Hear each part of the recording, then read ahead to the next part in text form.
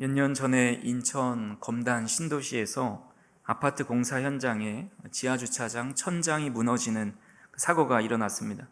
다행히 아직 공사 중이어서 사람들이 많지 않아서 인명피해는 없었지만 많은 사람들에게 큰 충격을 안겨다 주었습니다.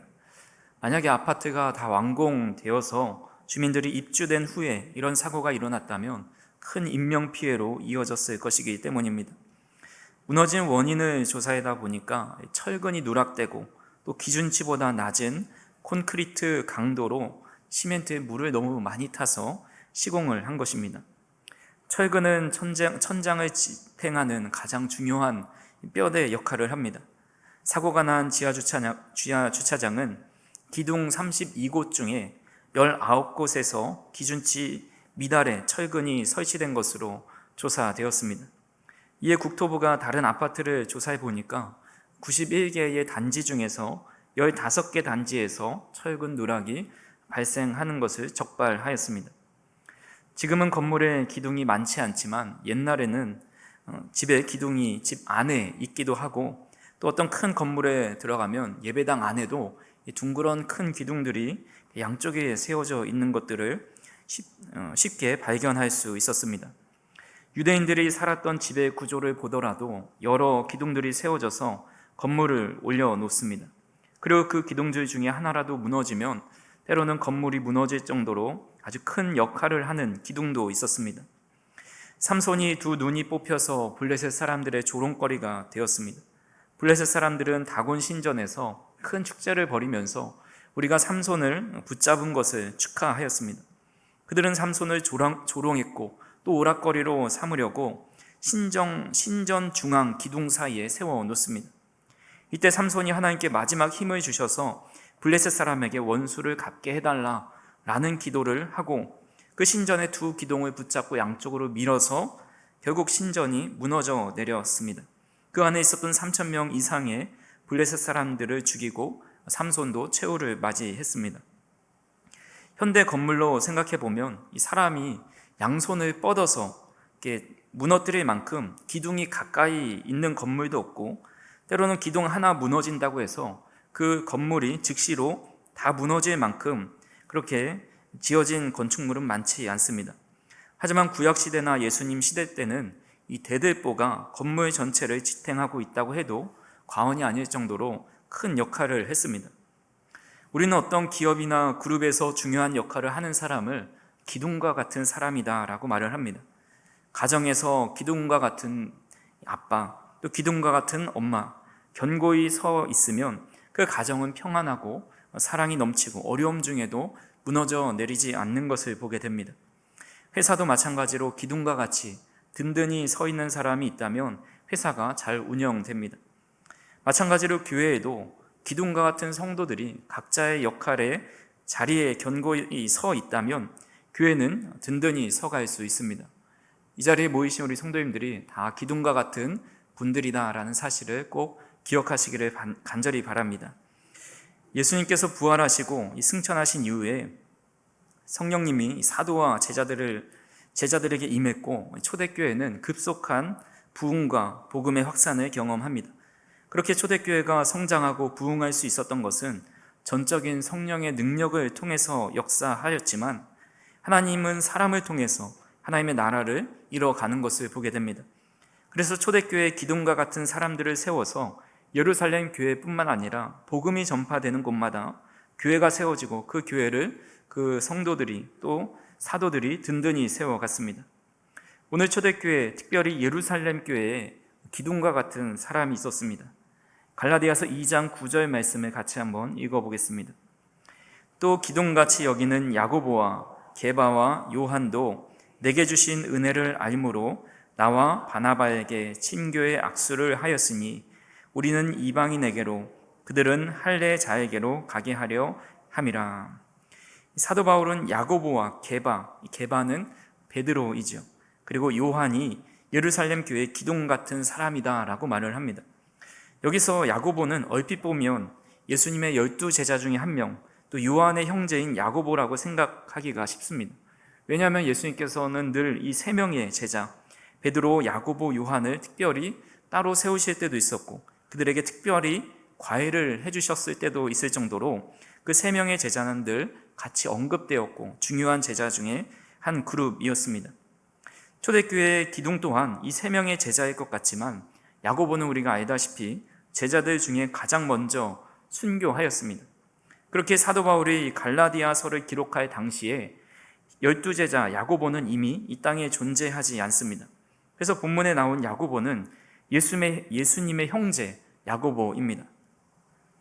하지만 그가 처음부터 그렇게 믿음이 좋았던 또 기둥과 같은 사람이 아니었습니다.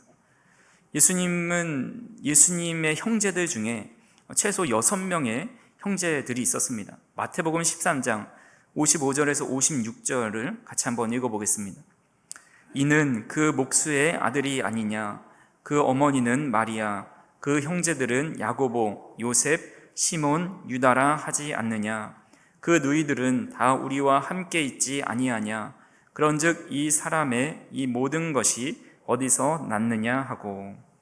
예수님의 남동생은 야고보, 요셉, 시몬, 유다 그리고 누이들이라고 했기 때문에 최소 2명 이상의 딸들이 있을 것으로 예상됩니다. 그래서 예수님의 동생들 그리고 친족들은 처음부터 예수님을 그리스도로 믿지 않았습니다. 함께 어린 시절을 보내고 같이 뛰어놀던 이 형제가 갑자기 내가 메시아다, 내가 그리스도다, 내가 하나님의 아들이다 라고 말하는 것을 믿고 용납하는 것은 쉽지가 않았기 때문입니다. 야곱의 12아들 중에 요셉과 형제들이 그랬습니다. 요셉이 꿈을 꾸는데 그 형제들과 함께 밭에서 곡식을 묻고 있었습니다. 근데 자신의 단이 일어서고 형들의 단이 그 단을 향해서 절하는 꿈을 꿉니다. 이 꿈을 들은 형들은 내가 참으로 우리의 왕이 되겠느냐 라고 말하면서 분노하고 그를 더 미워합니다. 요셉은 또 다른 꿈을 꾸었는데 해와 달과 11별이 자신에게 절하는 꿈을 꿉니다. 해는 아버지 야곱이고 또 다른 어머니 라헬 또는 레아이고 또 11별은 형제들을 상징합니다. 전에는 형제들만 요셉에게 절을 했는데 이제는 아버지와 어머니까지 절하는 꿈을 꾸자 아버지 야곱까지도 내 어머니와 내가 내게 절하겠냐라고 그를 꾸짖게 됩니다. 형제들 사이에서 그가 특별한 사람이 되는 꿈을 꾸었다고 해도 미움을 받는데 실제로 예수님은 30세 이후에 전국을 누비면서 복음을 전하시고 제자들이 따르고 많은 사람들이 함께 따라다닙니다. 그들이 알던 형님은 목수의 일을 하면서 평생 30년을 살아가셨는데 갑자기 돌변해서 다른 사람처럼 구는 것을 인정하고 받아들일 수 없었던 것입니다. 그래서 예수님께서는 선지자가 자기 고향과 자기 집에서는 존경을 받지 못한다라고 말씀합니다. 그리고 복음서에서는 예수님의 형제들이 예수님을 믿지 못하고 심지어 저주하는 모습까지도 곳곳에 기록되어 있습니다. 요한복음 7장 3절에서 5절에 보면 그 형제들이 예수께 이르되 당신이 행하는 일을 제자들도 보게 여기를 떠나 유대로 가소서. 스스로 나타나기를 구하면서 묻혀서 일하는 사람이 없나니 이 일을 행하려 하거든 자신을 세상에 나타내소서 하니 이는 그 형제들까지도 예수를 믿지 아니함이러라. 그러니까 예수님의 형제들이 아니 이런 나사렛 총구석에 계시지 마시고 그냥 여러 사람들에게 보일 수 있는 유다의 중심 지역으로 가서 이렇게 복음을 전하고 할 일을 하라. 그럼 많은 사람들이 그것을 볼 수 있지 않겠냐라고 말을 하는데 이것은 예수님을 격려하는 말이 아니라 비아냥거리고 모욕하면서 예수님을 믿지 않는 그런 말을 한 것입니다. 마가복음 3장 21절에 보면 예수의 친족들이 듣고 그를 붙들러 나오니 이는 그가 미쳤다 하밀러라. 예수의 친족들은 한술 더 떠서 예수님을 향해 미쳤다라고 말을 합니다. 그래서 그를 제지하기 위해서 붙잡으러 예수님께 찾아오는 장면도 기록되어 있습니다. 예수님 공생의 기간 예수님을 그리스도로 하나님의 아들로 믿지 못했던 야고보는 어떤 계기로 예수님을 주님으로 영접하고 예루살렘 교회의 기둥과 같은 그런 존재가 된 것일까요? 고린도전서 15장 4절에서 8절 말씀을 좀 길지만 같이 한번 읽어보겠습니다. 장사 지낸 바 되셨다가 성경대로 사흘 만에 다시 살아나사 게바에게 보이시고 후에 12 제자에게와 그 후에 500여 형제에게 일시에 보이셨나니 그 중에 지금까지 대다수는 살아있고 어떤 사람은 잠들었으며 그 후에 야고보에게 보이셨으며 그 후에 모든 사도에게와 맨 나중에 만삭되지 못하여 난 자 같은 내게도 보이셨느니라. 예수님께서 죽으시고 부활하신 후에 제자들에게 나타나서 부활하심을 보여주십니다. 처음에 베드로에게, 그리고 12 제자에게, 그리고 500여 형제에게 보이시고 그 후에 야고보에게 보이십니다. 앞에서 12 제자가 언급되었기 때문에 여기에 나온 야고보는 예수님의 형제 야고보입니다. 그는 부활하신 예수님을 만났습니다. 그리고 결정적으로 오순절 성령 강림 사건 때 성령의 충만함을 받게 됩니다. 사도행전 1장 13절에서 14절에 보니까 들어가 그들이 유하는 다락방으로 올라가니 베드로, 요한, 야고보, 안드레와 빌립, 도마와 바돌로메, 마테와 및 알페오의 아들 야고보, 셀로딘 시몬, 야고보의 아들 유다가 다 거기 있어 여자들과 예수의 어머니 마리아와 예수의 아우들과 더불어 마음을 같이하여 오로지 기도에 힘쓰더라. 마가의 다락방에 모인 120명의 제자들 중에서 예수의 형제들, 그 중에 야고보도 포함되어 있었습니다. 오순절 성령의 충만함을 입고 나서 예수님을 배척하고 믿지 못하는 자에서 초대교회의 기둥과 같은 사람으로 변화되었고, 성경에 기록되어 있지는 않지만 외부 역사 기록을 보면 AD 62년경 유대 종교 지도자들에게 체포되어서 돌에 맞아 순교합니다. 가족의 구원의 문제를 놓고 기도해 보신 분은 아시겠지만 모르는 사람보다 전도하기 어려운 것이 바로 가족입니다. 제가 아는 한 권사님은 아버지의 구원을 놓고 평생을 기도하셨습니다. 가끔 목사님을 모시고 가서 예배도 신방도 받기도 했습니다. 근데 이미 요양병원에 들어가 계셔서 아무 기력이 없으신데도 목사는 데리고 오지 말라고, 나는 예수 안 믿는다고 끝까지 고집을 부리셔서 이를 놓고 눈물로 기도하는 분도 계셨습니다. 예수님의 가족이라고 다르지 않습니다. 예수님께서 3년 동안 머리도 꽃도 없으시고 쉬지도 못하시면서 복음을 전하시지만 예수님의 형제들은 그를 지지해 주기는커녕 형을 정신 이상자로 여기면서 믿지 못하였습니다. 하지만 부활하신 주님을 만나고 성령의 충만함을 받자 완전히 변화된 삶을 살아가는 것입니다. 우리가 잘 알고 있는 사도 베드로도 예수님을 그렇게 따라다녔지만 결정적인 순간에 주님을 모른다고 부인하며 도망갔습니다. 사도 바울도 예수님을 믿는 자들을 잡아 죽이는데 자신의 인생을 걸었던 사람입니다. 마가 요한도 바울과 1차 전도 여행에 동참했다가 힘들어서 중간에 말도 하지 않고 예루살렘으로 돌아가 버렸습니다. 하지만 베드로와 바울, 마가 요한과 같은 인물들은 모두 한결같이 부활하신 주님을 만났고 성령의 충만함을 받아서 초대교회를 이끌어가는 귀한 지도자들이 되었습니다. 성령님은 변화될 수 없는 것 같은 사람도 변화시켜서 하나님의 일꾼으로 삼아주신다라는 겁니다. 한국교회의 대표적인 영적 지도자였던 길선주 목사님은 원래 무속신앙하고 유교에 심취되어 있었던 분입니다. 하지만 거기서 진리를 발견하지 못하고 이후에 기독교로 개종하고 평양 대부흥 운동을 통해서 성령의 충만함을 받고 또 위대한 전도자요, 부흥가요, 성경학자가 되었습니다. 또 한국의 무디로 불리면서 최고의 부흥사였던 이성보 목사님도 어렸을 때, 그가 6세 때 어머니가 복음을 받아들여서 어렸을 때부터 교회에 나가면서 신앙생활을 시작했습니다. 하지만 가정 형편이 어려워서 소학교만 다니고 중학교에 진학할 수 없어가지고 이 목사님이 가정 형편으로 인해서 비탄하면서 자살을 결심하기도 하였다고 합니다. 또 청년 시절에는 생업에만 급급하여서 교회를 멀리 떠나고 또 타락의 길도 걷기도 했습니다.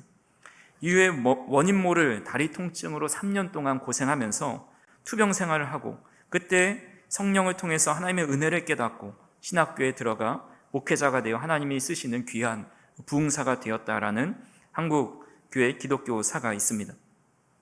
초대교회 성도들을 변화시키신 성령님, 그리고 우리나라 믿음의 거장들을 변화시키신 성령님께서 우리를 만나주시고 또 우리의 가족을 만나주실 때 변화될 수 없는 것 같은 사람도, 돌 같은 굳은 사람도 변화될 줄로 믿습니다.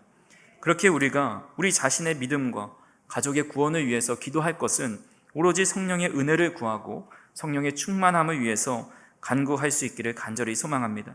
그럴 때 야고보를 변화시켜 주신 것처럼 우리 자신을 변화시켜 주시고 우리의 가족을 성령께서 변화시켜 주실 것입니다. 두 번째로 이 변화된 야고보가 이 초대교회의 귀한 역할을 감당할 수 있었던 것은 이 사도행전을 통해서 좀 확인해 볼 수가 있습니다. 사도행전에 야고보에 대한 기록들이 몇 군데 나옵니다. 먼저 사도행전 12장에 보면 베드로가 복음을 전하다가 감옥에 붙잡히게 됩니다. 당시 헤롯이 사도 야고보를 처형시켰고 이것에 대해 유대인들의 반응이 좋아서 이제 초대교회 최고 지도자 베드로를 붙잡아 죽이려고 했습니다. 하지만 주의 천사가 베드로를 옥에서 풀어주어서 죽음을 면하게 되지요. 당시 초대교회 성도들은 베드로를 위해서 마가의 집에서 열심히 기도하고 있었고 베드로는 마가의 집에 찾아가 문을 두드립니다. 그때 로데라는 여자아이가 베드로가 온 것을 목소리를 듣고 너무 기뻐해서 미처 문을 열지 못하고 기도하던 사람들에게 말했지만 이 아이의 말을 믿지 않았습니다. 하지만 밖에서 베드로가 계속 문을 두드리자 사람들이 나가서 보니까 베드로가 감옥에서 나온 것을 보고 크게 놀랍니다. 그때 베드로가 이렇게 말을 합니다. 베드로가 그들에게 손짓하여 조용하게 하고 주께서 자기를 이끌어 옥에서 나오게 하던 일을 말하고 또 야고보와 형제들에게 이 말을 전하라 하고 떠나 다른 곳으로 가니라. 베드로는 자신이 어떻게 옥에서 나오게 됐는지를 말한 후에 야고보와 형제들에게 이 말을 전하라고 한 뒤 다른 곳으로 떠납니다. 당시 야고보가 예루살렘 교회의 중요한 지도자로 여겼기 때문에 야고보에게 자신이 풀려났다라는 것을 전하라라고 말하고 있는 겁니다. 또한 사도행전 15장에서 초대교회의 유명한 회의가 예루살렘에서 열리게 됩니다. 안디옥 교회에서 이방인도 할례를 받아야 구원을 받는다라는 주장을 하자 바울과 바나바는 이에 강하게 반대하면서 이것을 해결하기 위해 예루살렘으로 가서 장로들과 함께 이방인의 할례에 관한 그 문제에 대해서 다룹니다. 베드로는 고넬료 사건을 언급하면서 율법의 멍에를 그들에게 지어주지 말자라고 말을 하고 바울과 바나바도 하나님께서 이방인에게 표적과 기사를 보여주었다라고 강조합니다. 당시 뜨거운 감자였던 이방인 할례에 관한 문제를 다루는 이 중요한 회의에서 그 회의를 진행하고 최종 결정을 내린 의장이 바로 야고보였습니다. 사도행전 15장 13절에 보니까 말을 마침에 야고보가 대답하여 이르되 형제들아 내 말을 들으라 라고 말을 합니다. 야고보는 여러 의견을 듣고 형제들아 내 말을 들으라 라고 말하면서 이방인들도 하나님께 돌아오는 것이 하나님의 뜻임을 말하면서 19절에 이렇게 말합니다. 그러므로 내 의견에는 이방인 중에서 하나님께도 돌아오는 자들을 괴롭게 하지 말고 야고보는 자신이 보기에 내 의견에는 하나님께로 돌아오는 이방인들을 율법으로 괴롭게 하지 말자라고 말을 합니다. 그래서 그 자리에 모인 사람들이 그 말에 다 동의하고 이 사실을 바울과 바나바 또 유다와 실라를 통해서 여러 교회에 전달하기로 만장일치로 결정하게 됩니다. 그만큼 야고보는 이 초대교회의 회의를 진행할 정도로 아주 최고 지도자 중에 한 명이었다라는 겁니다. 마지막으로 사도행전 21장에 보면 야고보가 한 번 더 등장합니다. 사도 바울이 세 번째 선교 여행을 마치고 예루살렘으로 돌아가서 선교 보고를 하는데 그때 사도행전을 기록한 누가가 좀 특이한 표현을 사용합니다. 사도행전 21장 18절을 같이 한번 읽어보겠습니다. 그 이튿날 바울이 우리와 함께 야고보에게로 들어가니 장로들도 다 있더라. 바울과 그 일행이 야고보에게 들어갔다라는 표현을 씁니다. 들어갔다라는 말은 어떤 단체 혹은 기관, 조직의 구성원이 된다라는 거죠. 어떤 무리에 속하게 된다라는 뜻입니다. 하지만 본문에서 사용된 이 들어간다라는 표현은 나이 어린 사람이 어른을 만날 때 조심스럽게, 귀하게, 깍듯이 존중하는 마음으로 나아가는 것을 의미합니다. 그러니까 우리말로 하면 신하가 조정에 나아가 임금을 뵙는 이 조현 혹은 높은 이를 만나는 아련과 같은 그런 의미를 가지고 있습니다.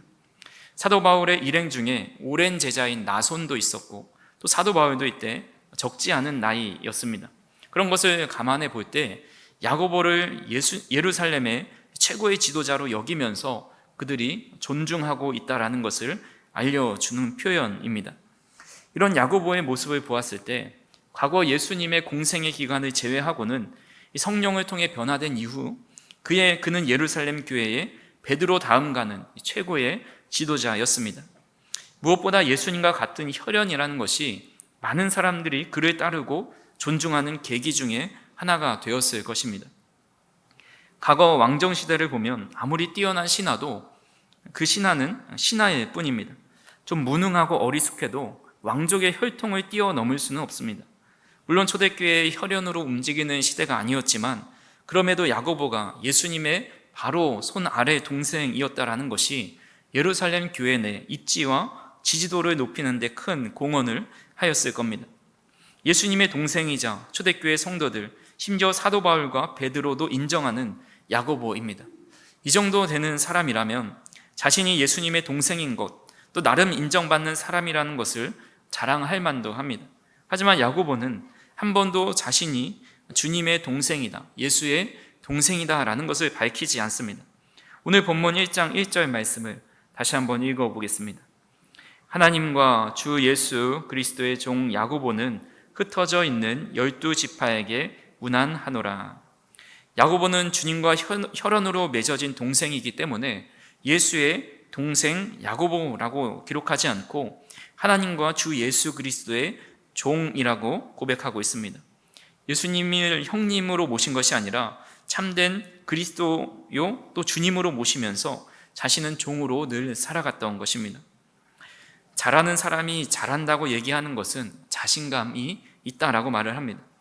잘하는 사람이 못한다고 얘기할 때 겸손하다라고 말을 합니다. 못하는 사람이 잘한다고 얘기하는 것을 허세라고 이야기합니다.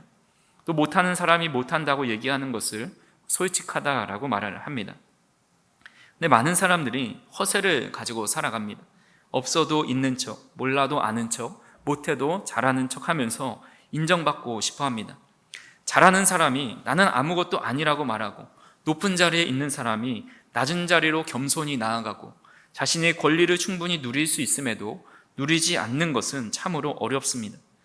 마가복음 9장에 보면 제자들 간에 작은 말다툼이 일어납니다. 그 모습을 보신 예수님께서 너희가 서로 논쟁한 것이 무엇이냐라고 물어봅니다. 그때 제자들은 한마디도 말을 하지 못합니다.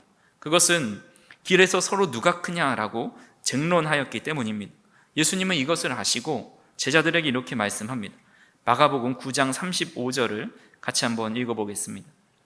예수께서 앉으사 12제자를 불러서 이르시되 누구든지 첫째가 되고자 하면 뭇사람의 끝이 되며 뭇사람을 섬기는 자가 되어야 하리라 하시고, 또 한 번은 야고보와 요한이 예수님께 주님의 영광 중에 좌우편에 앉게 해달라라는 요구를 합니다. 이 말을 들은 다른 제자들이 화를 내죠. 그 이유는 다른 제자들도 예수님이 왕이 되시면 또한 자기들도 높은 자리에 오르고 싶고 그것을 먼저 요구한 야고보와 요한에 대해서 화가 났기 때문입니다.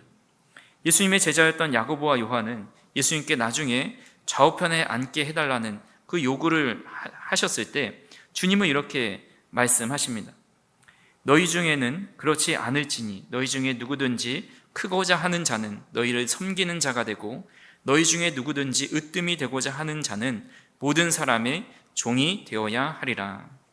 예수님과 함께 복음을 전하고 있다는 이유로 특권을 받고 싶고 높은 자리에 오르고 싶어 하는 것이 바로 우리 인간의 본성입니다.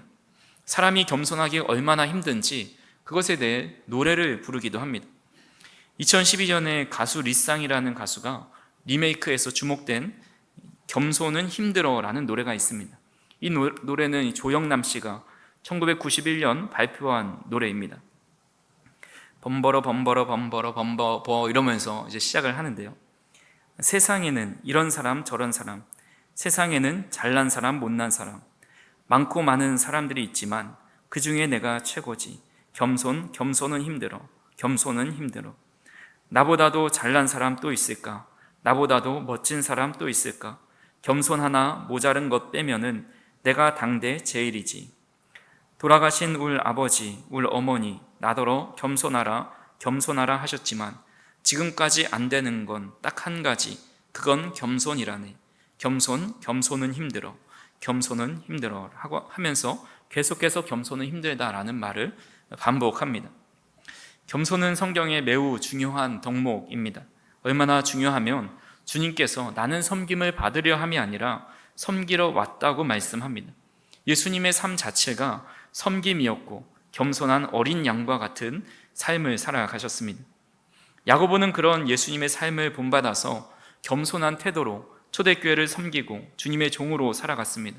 그는 충분히 자신이 사실을 제시하면서 예수님의 동생이고 또 초대교회에 영향력 있는 사람임을 자랑할 수 있었지만 그는 늘 겸손한 태도로 또한 그의 서신서를 통해서 겸손할 것을 당부합니다. 야고보서 4장 6절을 같이 한번 읽어보겠습니다. 그러나 더욱 큰 은혜를 주시나니 그러므로 일렀으되 하나님이 교만한 자를 물리치시고 겸손한 자에게 은혜를 주신다 하였느니라. 아멘. 또한 야고보서 4장 10절도 한번 읽어보겠습니다. 주 앞에서 낮추라. 그리하면 주께서 너희를 높이시리라. 아멘. 야고보는 겸손한 자에게 하나님께서 더 큰 은혜를 베푸시고 스스로 낮추는 자를 하나님께서 높이신다라는 것을 깨닫고 실제로 그는 그런 삶을 살아갔습니다.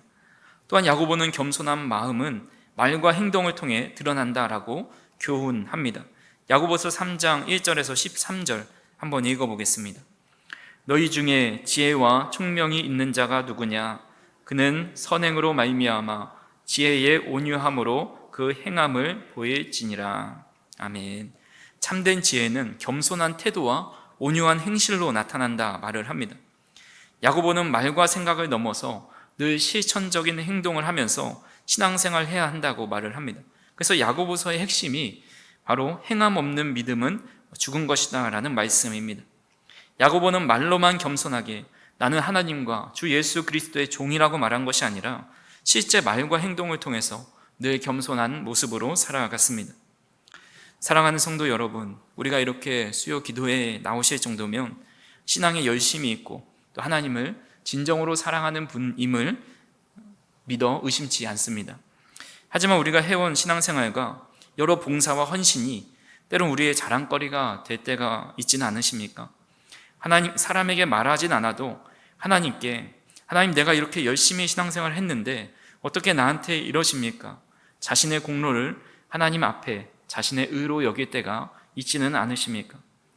우리 마음에 일어나는 교만한 마음과 그 마음을 통해 생겨나는 하나님에 대한 서운함 또 섭섭함 또한 자신의 행위에 대한 보상과 인정을 받기 위한 또 다른 교만한 마음이 있다라는 것을 알 수 있습니다. 간절히 바라기는 저와 우리 성도님들이 시간이 지날수록 또 더 많이 봉사할수록 더 많이 알수록 더 겸손해지실 수 있기를 간절히 바랍니다. 야고보처럼 우리 자신을 소개할 때 하나님과 주 예수 그리스도의 종입니다. 그저 모든 영광은 주인 되시는 주님이 받으시고 저는 주님의 종으로 이름 없이 빚도 없이 살아가겠습니다 라고 고백하면서 교회 기둥과 같은 성도님들이 다 되실 수 있기를 주님의 이름으로 축원합니다. 오늘도 겸손한 그 걸음을 걸어가는 우리 성도님들에게 하나님의 은혜와 사랑으로 가득하기를 주님의 이름으로 축복합니다.